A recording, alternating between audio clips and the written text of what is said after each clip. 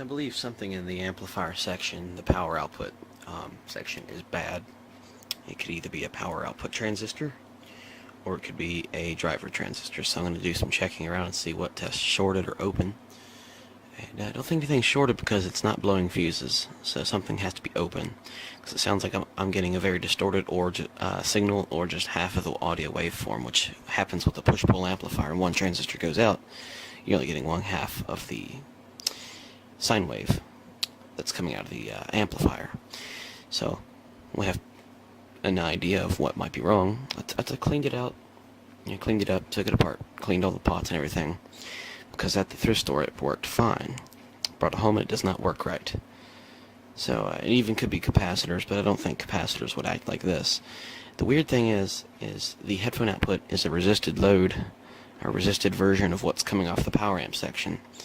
And when I put it to the out mark here with the output being terminated and just going to the headphones, the audio from both channels is just crystal clear. But when I put the speakers on, keeps the headphones on, but that channel gets distorted. Also notice that the left channel does that every once in a while when on headphone mode. And I've had a time where both channels were nasty and distorted like they were. So I wonder if there's a way I can show what it's doing.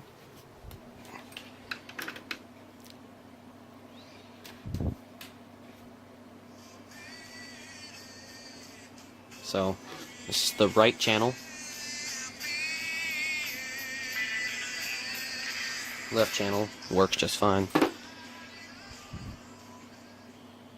Now when I put it into speaker, or turn the speakers on,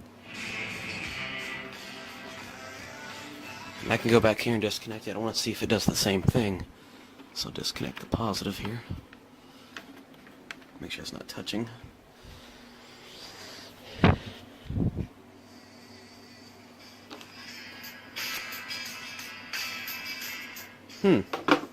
So it just made a discovery. So when the speaker's connected, it acts up, but when it's not, it's working fine. So I say it's a power output transistor issue. Because if it was in the preamp section or a driver transistor, which drives the power transistor, it wouldn't affect it. It wouldn't be impedance selective or impedance sensitive. So it's probably, someone's probably shorted this out, and it's caused the transistor open up, or it's just of age and use. But this channel here is just perfect.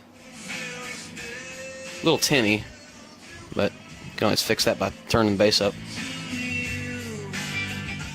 It's rated for 12 watts RMS per channel at 8 ohms. So I'm saying it's probably the power transistors. Don't know what type they are. I'm going to rip it back apart and I'll take a video from there and read the transistors on that channel and see if I get any differences, and whatever differences I get, I'll go online and get a new transistor and see what happens.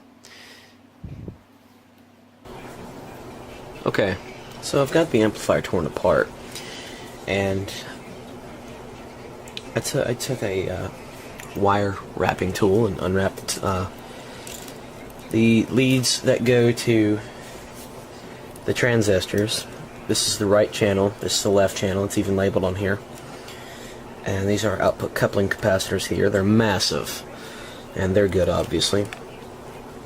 So we're going to put the multimeter in diode mode here. Hopefully you can see this. Turn the light on.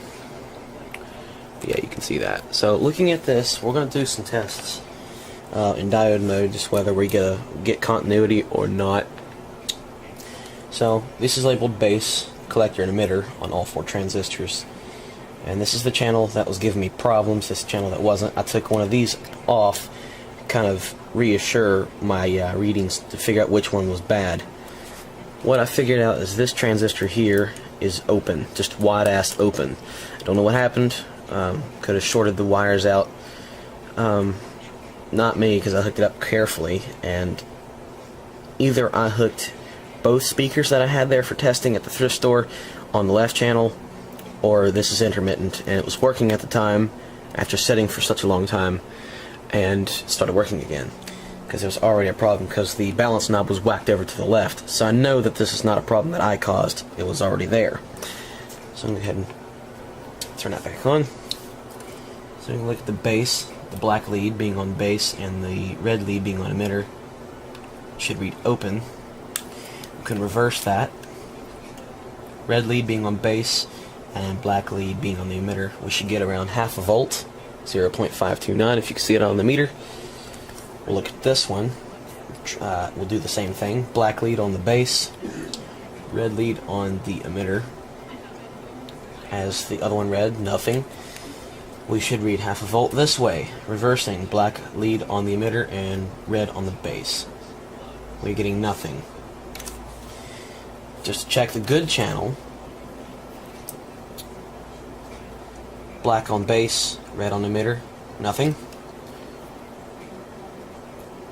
Reverse, half a volt. So this is bad. We could check between the collector and the emitter as well. Either way, it doesn't work. It's wide open. Check between the base and the collector.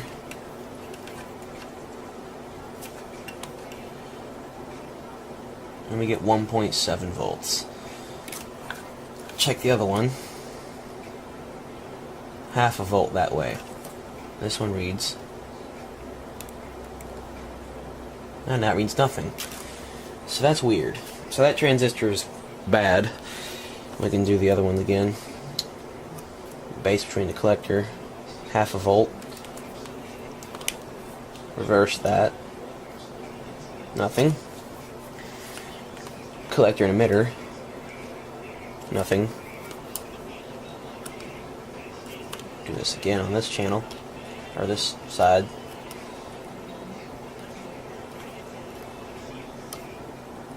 So this transistor is open. And what is it, you might ask? These are Sanyo. Let's see if we can get it to focus.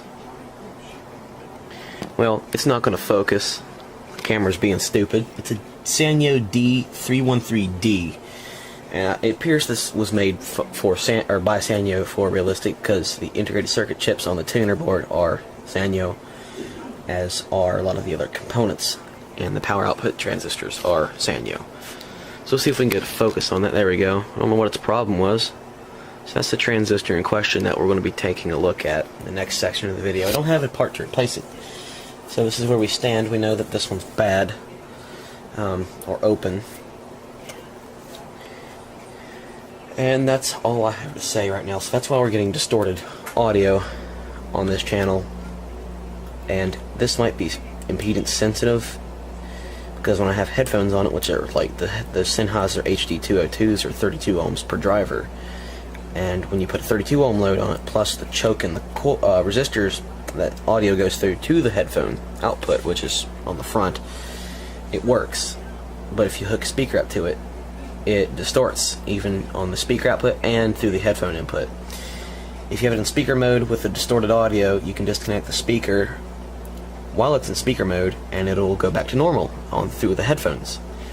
So it's doesn't really matter which way you use it. This transistor is going to have problems. And I hooked the tape output, which is a feed off the preamp section, and hooked it up to my big stereo system. It's just fine. I tested the phono, and I tested the aux1 and aux2 inputs. Everything's working. AM and FM tuner. The dial pointer is very accurate, so it doesn't need realigned, doesn't need recapped or anything. And all the capacitors should be okay. It's from 1975. It's getting up there in the years, so the capacitors are probably starting to get leaky, but for now it's going to stay the way it is, but with new transistors. So that's what I figured out for the Realistic STA-64 FM AM stereo receiver. Hope you guys enjoyed this video and found it a little bit helpful. And next video, see on this, it should be working.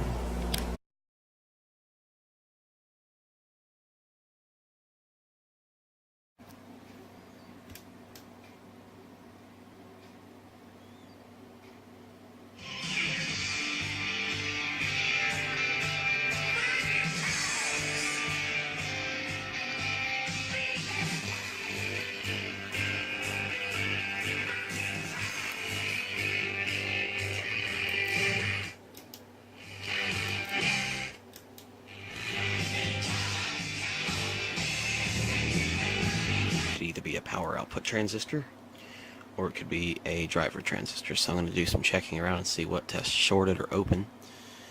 And I don't think anything's shorted because it's not blowing fuses, so something has to be open. Because it sounds like I'm getting a very distorted or signal, or just half of the audio waveform, which...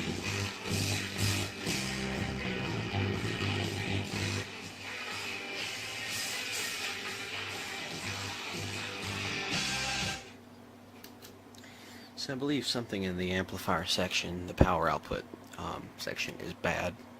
It happens with a push-pull amplifier, and one transistor goes out, you're only getting one half of the sine wave that's coming out of the amplifier.